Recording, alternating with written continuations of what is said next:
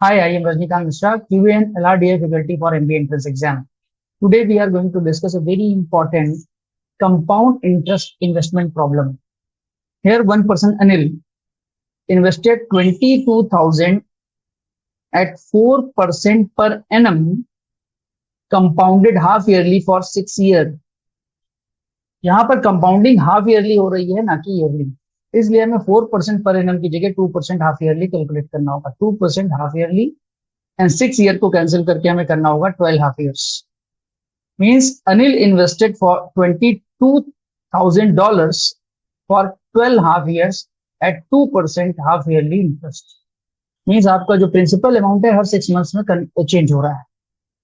And second person Sunil invested same scheme for 5 years. Sunil invested in same scheme means half yearly interest rate के case में.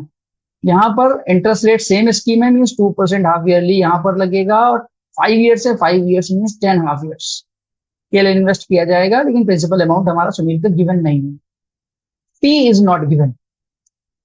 Okay, this is principal P2, this is principal P1. P1 की value हमें 22,000 given है और P2 की value हमें नहीं given है. आफ्टर 5 ईयर जो हमारा अमाउंट एक्यूमुलेट होगा, सपोज अमाउंट A2 एक्यूमुलेट होगा, यहाँ पर A1 एक्यूमुलेट हो रहा है. A1 is principal 22,000 with interest rate 2% half yearly for 12 half years. Means interest के साथ जो अमाउंट हमारा 22,000 कन्वर्ट होकर A1 बनेगा. सेकेंड केस में P2 पर जब 10 हाफ ईयर के लिए रेट ऑफ इंटरेस्ट कैलकुलेट होगा तो A2 बनेगा. A2 is principal P2 plus 5 year interest. और फिर इस एक्यूमुलेटेड अमाउंट को 1 मोर ईयर के लिए इन्वेस्ट किया गया है. 1 मोर ईयर के लिए इन्वेस्ट किया गया है, लेकिन ये केस SI है. SI और वो भी 10% पर एनम. पहली ये केस हमारा कंपाउंड इंटरेस्ट का है, ये हमारा कंपाउंड इंटरेस्ट का है, लेकिन आगे जो अमाउंट एक्यूमुलेट हो बन के कन्वर्ट हो रहा है वो हमारा सिंपल इंटरेस्ट पर है. मींस ये अमाउंट है सपोज A3. क्वेश्चन क्या कह रहा है कि दोनों केसेस में जो अमाउंट बन रहा है मींस A1 और A3 दोनों सेम होंगे. A1 is equal to A3 ये क्वेश्चन में गिवन है. अब हम कैलकुलेट करेंगे ratio between principal P1 and A1. P1 और A1 के बीच में अगर रेशियो कैलकुलेट किया जाए तो एक साल में जो इंक्रीमेंट हो रहा है 2% का हो रहा है. मींस अगर 100 रुपीज में प्रिंसिपल इन्वेस्ट करूं तो ये कन्वर्ट हो जाएगा 102 में, लेकिन ऐसा 12 टाइम होगा. 12 टाइम 2% इंक्रीमेंट, जैसे सक्सेसिव इंक्रीमेंट. सक्सेसिव इंक्रीमेंट के केस में हम क्या करते हैं, जितने भी रेशियोज लिखेंगे 100:102 सभी को 12 टाइम लिख के मल्टीप्लाई कर देंगे. Means ratio between P1 and A1 is nothing but 100 to power 12 by 102 to power 12. ये हमारा रेशियो होगा प्रिंसिपल P1 और A1 के बीच में. मीन्स अगर यहाँ से मुझे A1 निकालना है तो P1 की वैल्यू हम रख देंगे यहाँ $22,000 और A1 की वैल्यू हमारी आ जाएगी. A1 is nothing but 22,000 into 1022 to power 12 by 100 to power 12. ये हमारा A1 आ जाएगा. अब हम P2 और A2 के बीच में रेशियो निकालेंगे. P2 by A2, P2 by A2 10 time successive increment means 100 to power 10 by 102 to power 10. P2 अगर हमारा 100 टू पावर 10 होगा तो हमारा A2 102 टू पावर 10 होगा. और फिर 102 टू पावर 10 ये जो अमाउंट है इसको हम 1 मोर ईयर के लिए सिंपल इंटरेस्ट पे देंगे 10%. मीन्स ये अमाउंट अगेन इंक्रीज हो 10% इंक्रीज हो जाएगा. 10% इंक्रीज होकर ये अमाउंट बनेगा हमारा A3.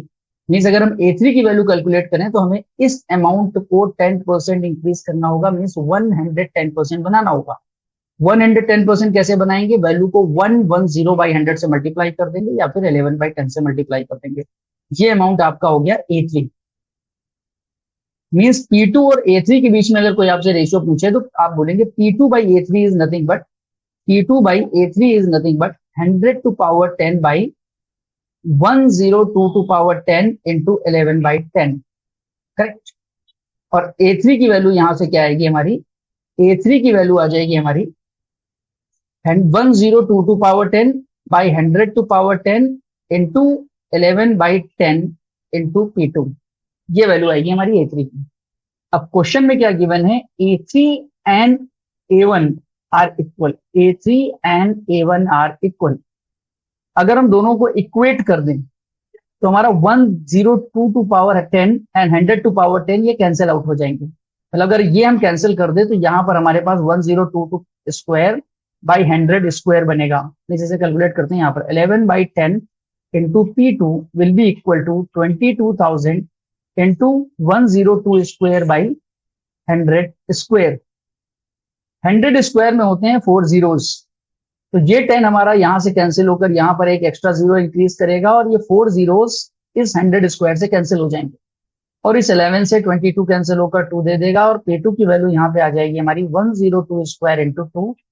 102 स्क्वायर अगर हम कैलकुलेट करते हैं तो 10404 आता है। इसे 2 से मल्टीप्लाई करने पर प्रिंसिपल P2 की वैल्यू आ जाएगी हमारी 20808। This is your answer. अब क्वेश्चन ये है 102 स्क्वायर की वैल्यू कैसे निकालें। 102 स्क्वायर की कैसे वैल्यू निकालें। अगर किसी भी नंबर का आपको स्क्वायर करना है तो आप यूनिट डिजिट को बी मान लीजिए, यूनिट डिजिट आपकी बी हो जाएगी और जो आगे लिखा हुआ नंबर है वो ए हो जाएगा। और यहाँ पर हम यूज करेंगे formula A square B square two A B, means A plus B whole square का फॉर्मूला यूज करेंगे, लेकिन यूज करने का तरीका थोड़ा सा डिफरेंट होगा। ए स्क्वायर की वैल्यू लिखेंगे, ए स्क्वायर की वैल्यू आएगी हमारी 100, बी स्क्वायर की वैल्यू आएगी 4, टू ए बी की वैल्यू 2 इंटू 10 इंटू 2 की वैल्यू आएगी 40। अब सिंगल सिंगल डिजिट लेंगे और एक्स्ट्रा डिजिट को कैरी फॉरवर्ड करेंगे। यहां से देखिए, यहाँ पे हम 4 लिया हमने, 40 का हमने 0 लिया और एक्स्ट्रा 4 को हमने कैरी फॉरवर्ड किया। 100 में 4 ऐड हो जाएगा 104, मींस 102 स्क्वायर की वैल्यू 10404।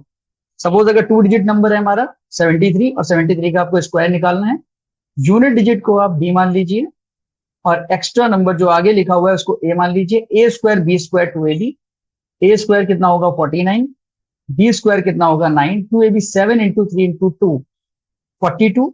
यूनिट डिजिट हमारी यहां से एक एक करके 9, 42 का 2 लेंगे, 4 एक्स्ट्रा आगे कैरी फॉरवर्ड करेंगे, 49 प्लस 4 हमारा हो जाएगा 53, means 73 square is nothing but 5329। अगर ये कॉन्सेप्ट आपको अच्छा लगा तो इस वीडियो को लाइक करें, शेयर करें अपने दोस्तों के साथ और इस चैनल को सब्सक्राइब करें इसी तरीके से के कॉन्सेप्ट से रेगुलर अपडेट रहने के लिए। Thank you.